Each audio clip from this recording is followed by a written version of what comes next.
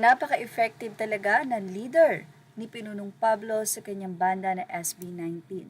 Minsan nang sinabi ni Pablo na napakahirap maging leader ng isang grupo lalo na't sa kanya iniatang ito dahil tila pasan niya ang lahat ng problema o ang lahat ng dapat ayusin sa kanilang grupo, especially sa path na kanilang pinili ang music industry. Maraming mga banda ang nadidisband or ibig sabihin talagang nagkakawatak-watak sila. At isa ang SB19 sa hinahangaan dahil since na sila ay nagsimula ilang taon na, ay matatag at lalong tumatatag ang kanilang samahan. Ito'y dahil hindi nga nagsasapawan ang nasabing grupo. Nagre-respetohan kung sino ang dapat igalang. At andun yung kanilang pagsunod. At dahil nga nakikita nila na very talented ang kanilang pinuno or ang kanilang pinaka-leader na si Pablo, ay nandoon ang support na nakukuha niya mula sa kanyang mga kasamahan sa SB19 na sila Stel, Josh, Ken, and Justine.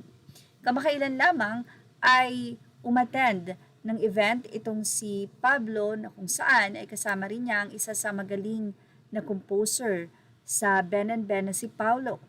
At doon ay na-interview itong si Pablo at isa sa mga na-open niya ay ang napakalaking bagay na naitulong ng grupo nila sa kanyang pamilya dahil na pauwi niya ang kanyang ama na OFW at ngayon nga ay magkakasama na sila.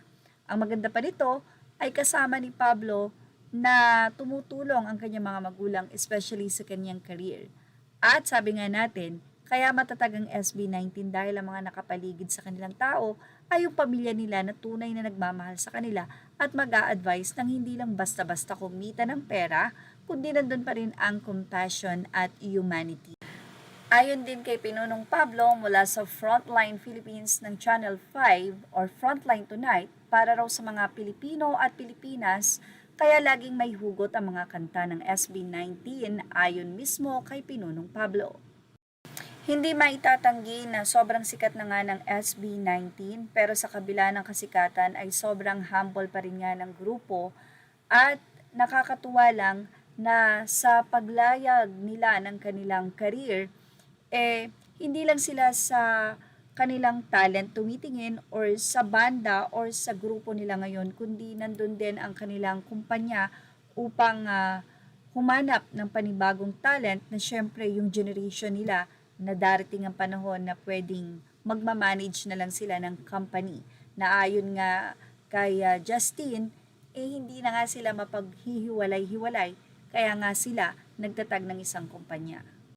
Well, ano sa inyo about dito? Ilagay na ang opinion sa ating comment section. Images are all credit to the rightful owners. Please like, share, and subscribe.